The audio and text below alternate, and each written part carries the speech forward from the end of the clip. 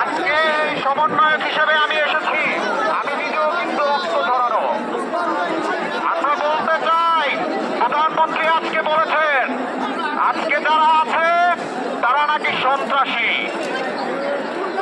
উনি আমাদেরকে বলেছেন আমরা সন্ত্রাসী, তাই আমাদের শক্ত হাতে দমন করবে। আসে শক্ত হাতে দমন কাকে বলে আমরা দেখিয়ে দেব।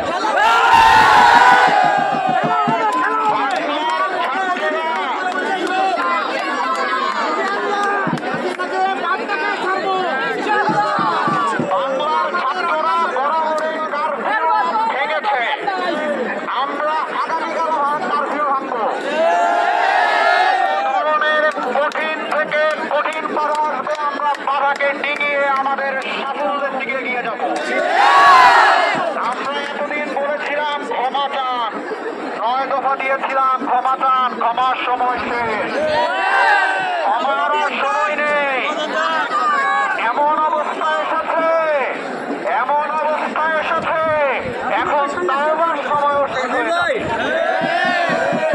তাই সবাইকে উদ্যত আহ্বান জানাচ্ছি, এই উত্তরায় যেভাবে ছাত্র সমাজের সাথে অভিভাবক সমাজ, নাগরিক সমাজ, মুক্তিকামী জনতা নেমে এসেছেন, আগামীকাল ঠিক একইভাবে আপনারা নেমে আসুন।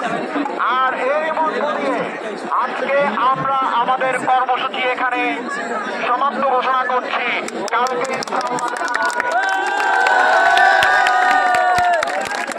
আর যারা ঘরে বসে আছেন তাদেরকে বলছি, বাতাস খাইয়েন না, যারা বাতাস খাইয়েন না ঘরে আরামে থাকেন না।